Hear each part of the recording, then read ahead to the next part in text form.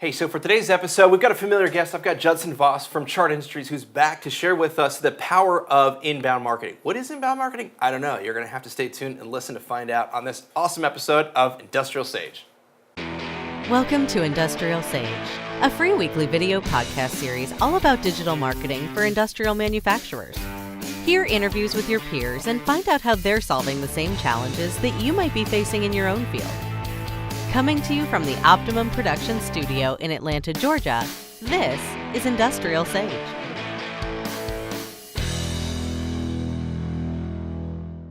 Hey, Danny Gonzalez here with Industrial Sage. Hey, before we jump into today's episode, I got a question for you. Do you have a solid digital marketing content plan? Or do you have questions around that? Well, listen, we've got a really great, free, awesome tool for you. It's our Digital Marketing Content Planner. It's a download that is a very comprehensive plan on how to take all of your digital marketing content, look at your personas, look at your calls to action, look at your strategy, and take everything that you have on your whiteboard or maybe in your head and really crystallize it and put it together in a very actionable format. So if you're interested in this, you can go to industrialsage.com/digital-content-planner and you get access to this free tool, and we'll even send you a 10-minute free guide on how to walk through and set it up. So I don't want to delay any further. Let's jump into today's episode.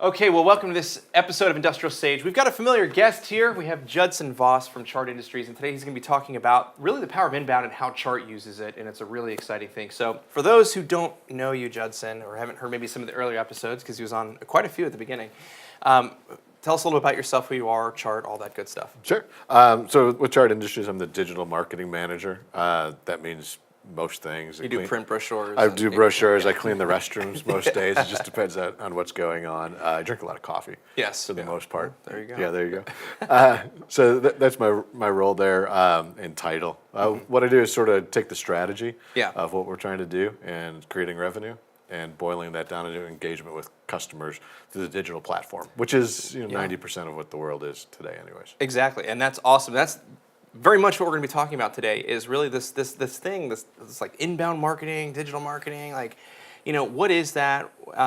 Well, from your standpoint, what would you define that as? Like, what is it? What is inbound marketing? What is inbound marketing? Yeah. To me, regardless of whether you're looking at digital, analog, whatever it is, inbound is trying to figure out a way to get people to find you and to come into what we call this proverbial funnel, to have a way to interact with you. But nowadays, it's really coming to a website, coming to some digital property somewhere, social media, whatever it is, to get more information about your brand, about your product, about how you operate, all that kind of stuff. Yeah, no, and it makes sense, and it's important these days because there's been a lot of shift in the industry. I'm curious, so how long has Chart actually been using some sort of inbound marketing for, and what was that tipping point where they said, we kind of need to go into this and start moving in this direction? From a digital perspective, probably for the last 5 years, something like that. The tipping point was that's my background, so that's what we're going to do. There you go. But the reality is that's where the world is today. Looking at a very big picture view of manufacturing, or really just old school organizations, not saying that in a bad way. Right, but sure. Companies that have been around for 70 years and have been successful. There's no shame in being that company. No. But they've operated in different ways. And some have latched onto the changes, and some is something new. And it's just a matter of understanding how your buyers operate, how people come to you, and how they find stuff. You talk about a tipping point. I remember I was actually out at a brewery talking to some folks, guys in their late 20s, early 30s that own this brewery, really smart business guys too, by the way. And I was talking to them about a product, and we're setting them up to be sort of our company as a go-to that would show off our product and understand the technical pieces and be our voice in that industry.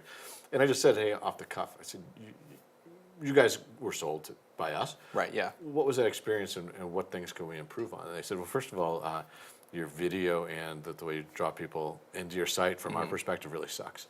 So I said, hey, thanks. there's something. Maybe if I dig deeper, there's something I could look at there. Yeah, that's good feedback, Mario. You custom. That's pretty funny. Yeah. So actually, why did that become custom? If you're curious, so your video sucked or whatever. Yeah, because there's only a couple companies in the world that make that specific product, and they came back and said, it was really hard to find information about your product and you guys, but when you finally came out and visited with us, we just liked the way you did business more than the other companies. Well, that's that's great, why they picked it. And there's a balance there too. Of course, there's this incoming lead, never hearing of you, needing to warm up the lead part, which is getting to know your business. Right. And then the other part is your people in your business, and I think that should be a piece of your incoming funnel. Absolutely. Is getting to know those folks, right. Unless they're just not fun to hang out with. Right. Then Yeah. don't promote them. Yeah. But otherwise, it is an important key is that Right. you are bringing them in to learn more about you, Yeah. not just to go through this funnel and sell them and hit the bottom. Right. Yeah. No. And I think that's a really important point because I think there's a lot of pushback that at least we hear every single day, and it's like, well, that works. I know that works in other industries, but we're very relationship driven. It's super, and it's like, well, yeah, but every business is relationship driven, and I think there's a misunderstanding that it's not to replace those relationships at all. No. I think it's really to enhance it, to really augment it. You said something really really key there. So these guys are a little bit younger, right? So in their 20s or whatever, and they thought, have you guys been seeing a little bit more of that over the last few years? Yeah, and it only makes sense because if you think about it this way, Charts products, but a lot of manufacturing companies, they're not selling to other companies. They're selling to engineers. Yeah. And most of the engineers that are seeking out new products as a part of their business are not the guys that have been around for 60 years that are working in the engineering manager, director's role. Yeah. It's the younger guys, younger girls that are in those roles that are coming into the business now, and they're the ones that they're sending out to seek these products. So just naturally, it's going to be a younger crowd. Yeah. I think it probably was all the time. It's just that before we had the digital piece, we couldn't figure out who those people were. Right. So yeah, it's just a matter of the business, especially in a manufacturing industrial side. Right. You are going to be talking to the younger folks in the company. Yeah, I think also too, there's a little bit of a misconception there too that we always need to be talking to the CEO, and and the reality of it is, I mean, there's several different people. These decisions aren't necessarily going to be made by one person, and there's going to be a lot of info. But there's an interesting stat actually that Google came out with in 2015, where it says that, and this was 3 years ago, 3.5 years, depending on when in 2015, that. B2B buyers are nearly 50% of them are millennial. Very scary stat, right? No, that's what they would say. But the important lesson there, and you pointed it out, is that if those young men and women are going to be making those decisions, the way that they buy is dramatically different than the way that things used to be purchased 20, 30 years ago. Right. And it's critically important to understand that and realize, because it reminds me of other business models that just did not pivot. You always think of the Blockbuster Netflix, like the Blockbuster Netflix came in complete underdog and completely upset the big boy. And I think it's like something of, they had, I think they were valued at Blockbuster, the highest point was like $8 billion. Netflix, I think, is like 60 or 70 or 80 billion. In terms of their valuation, that is obscene. Yeah. But it happened slowly. It wasn't like this overnight thing. And Blockbuster didn't necessarily recognize it. They failed to recognize it, and it was too late. And then and I hear this constantly from manufacturers like, geez, things aren't working the way that they used to, or trade show attendance is low, and now I've got all these competitors that are popping up to doing all this stuff, and we don't really necessarily understand it. So anyways, just to add on to that point. Yeah, I agree. And speaking to that, and I can't remember the stat, I think it came from Joe Pelosi's stuff, inbound marketing stuff. But Content Marketing Institute. Right? Content Marketing Institute. So I think it's 90-something% of B2B buyers today, the first touch is through your website.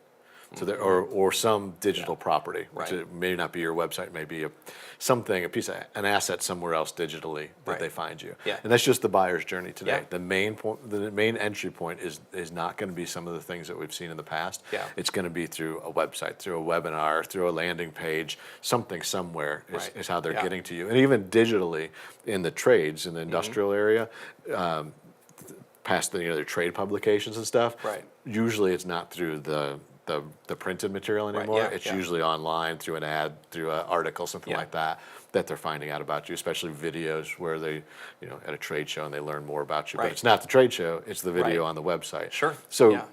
the reality of it is if you're not well positioned there, then you're not well positioned with 90-something% of your potential buyers. Right, exactly. And I think that's the critical point there, and that piece there. That has shifted. I mean, you just got to think about, like, when you buy something, whether it's a B2B purchase or a B2C purchase, what do you do? Yep. You go to the yellow pages Yep. naturally, Right. right? And you open that, no, you go on to this thing called the Googles, and you Google it, right? Yep. That's worse, and it's the same exact thing whether you're an engineer looking in a brewery, craft brewery, looking for a mixing tank or whatever, right? So, Yep. case in point. Yeah, the old days of parts and materials and a big catalog like this that was shipped to you once a year, and you look through it as an engineer Yeah. to find that what you're looking for, and then call the company up to get more information. That's Right. gone. Yeah. People want to be able to Google it online, find the thing, find more details about it, Yeah. and then when they're ready to buy, maybe talk to somebody. Right. But they don't usually want to do it. You and I are the same way too. Even big purchases. Yeah. I want to be educated as much as I can before Right. I seek out the actual folks to get the real details, make sure that what I'm thinking Exactly. is correct for the product. Which I think is another really, really great point is the fact, too, that I think there's some stat they talk about. They say that 80% of buyers, when they contact you, they've already made up their mind that they've already done all their research. They've looked at you, they've looked at your competitors, and they're down that funnel. They know who you are, they've looked at your material, good or bad. And then that next, when they actually reach out, they've already made that decision, or they're very close to it. So I think the critical thing is, you mentioned on there, sort of that education piece. Like, we don't want to go to a website, and we want to be very anonymous. I don't want Right. a salesperson calling me and Yeah. like hounding me and doing all this. So what have you guys done in terms of inbound to kind of help facilitate that education, that buyer's journey? The journey. It varies. Webinars are a big piece when you're talking about Okay, yeah. a fairly expensive, highly technical product. Right, yeah. That's one of the best ways to get there. Two things: they learn about your product and they Right. learn about you. Yeah. Because they get both of those pieces. Hopefully, the subject matter expert on that product is Yeah. the one doing the webinar. Right. So not only do they learn about the technical piece of the product, Right. they learn about the person that they're going to be dealing with, essentially, yeah. the person that helped design the product or get it to market.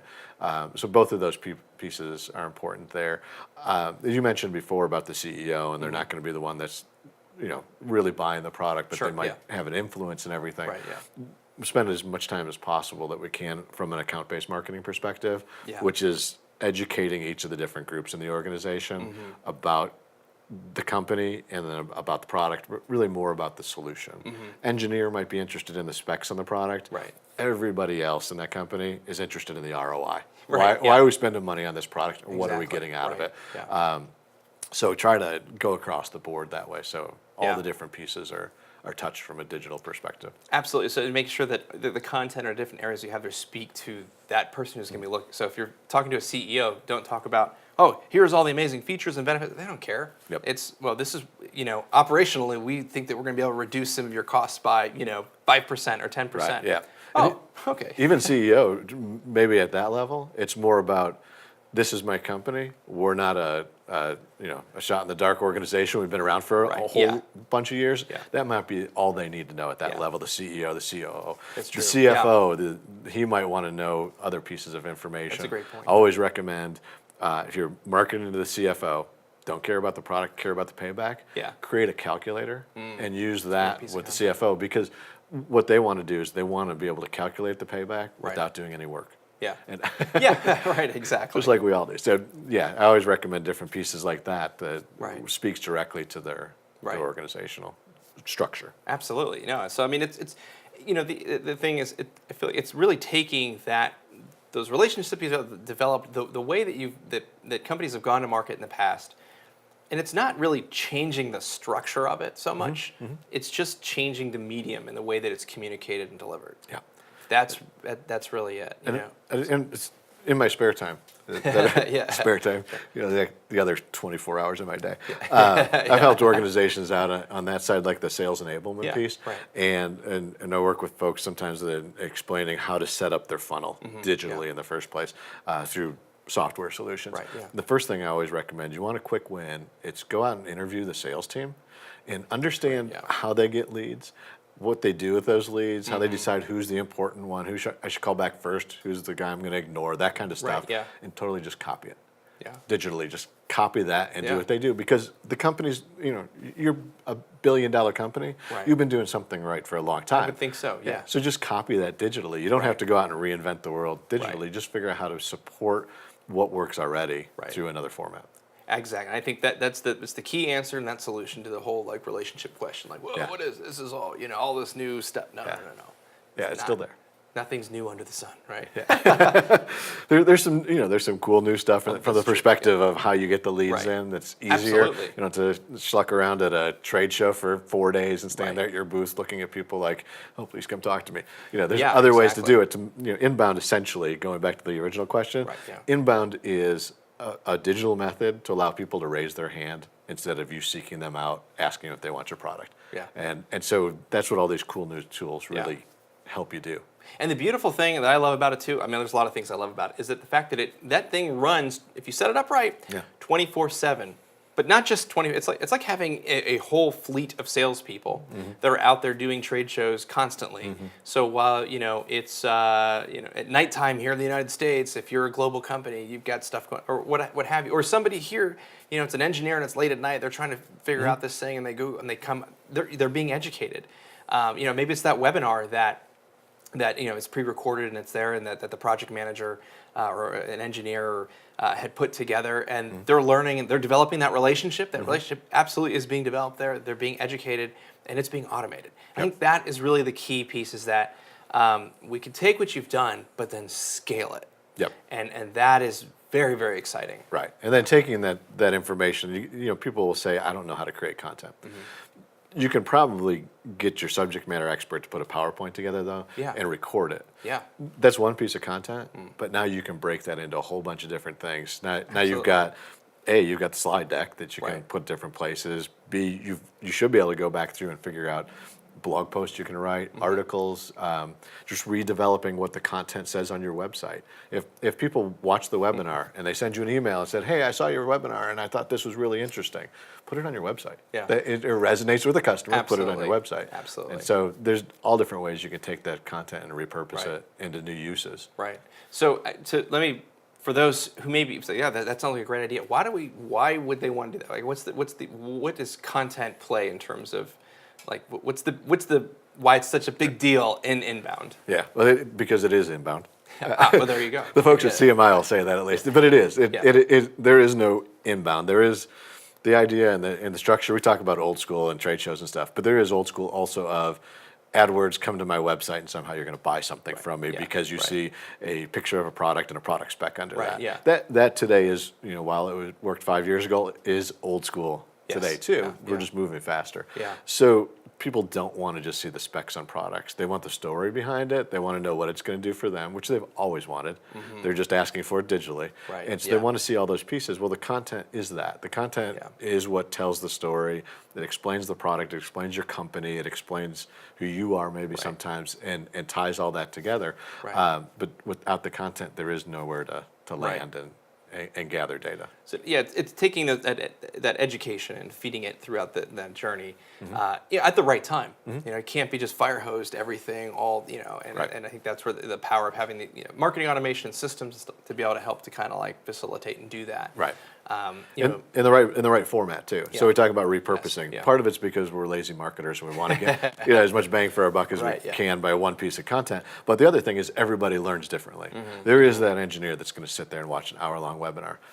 Just so you know, that's not me. I go and sign up for a webinar. Yeah. I get the replay, and I hope to God that they have like a Cliff Notes version that I can read through in about 4 minutes. Yeah, right. And so there's that piece of it, and there's people that like to read and different ways that they like to consume their content. That's why video podcasts, audio podcasts, blogs. You say which is the best, and the answer is yes. yeah, exactly. So, wrapping up here, what I would say, one last question is, for the company, the organization is saying, this is interesting, and we're thinking about this, and maybe we should do this.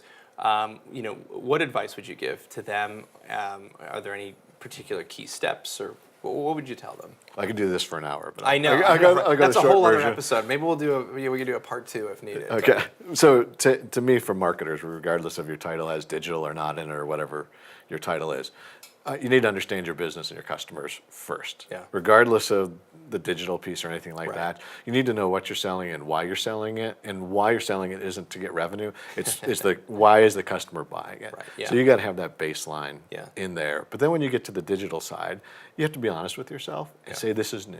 This is something we haven't done before, so we need to figure this out. And just going and telling your resources that you have already, go figure it out. It's good if they want to take that on.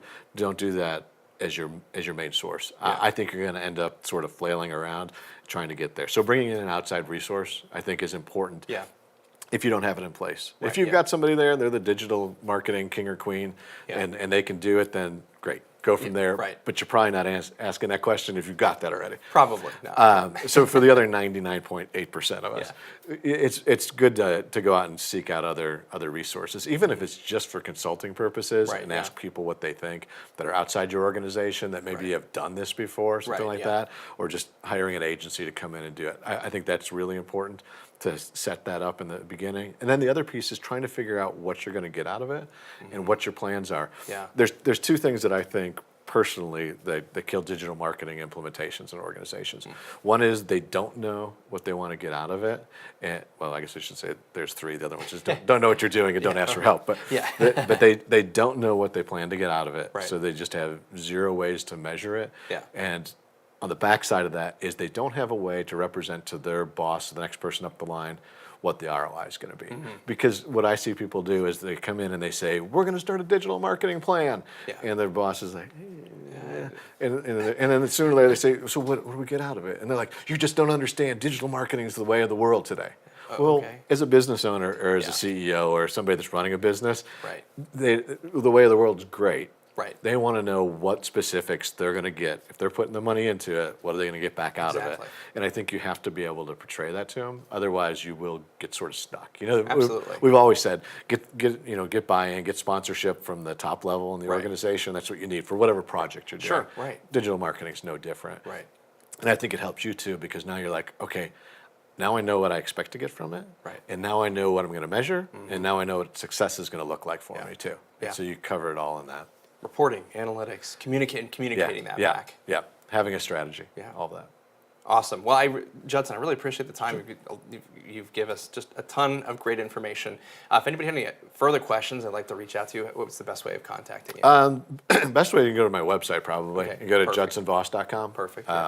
I don't know how I came up with it. One night I was sitting and That's hard. That's a tough thing. I had to change my name and everything. The URL. But that's probably the easiest way to get me through there. Excellent. All right. Well, Judson, thanks again so much for the time. As always, and we've seen you here a lot. Hopefully, we'll see you here some more. And thanks again. You betcha. All right. Okay, so that was great. Look, another great episode, inbound marketing. What is it? Why it's important, why you need it. I think, some really big key takeaways. And I think really the big thing is that recognizing and fully understanding that the buying cycle, the journey has shifted. It's changed. And people are going to your website first when they want to go learn more about you. And you have to ask yourself a critical question.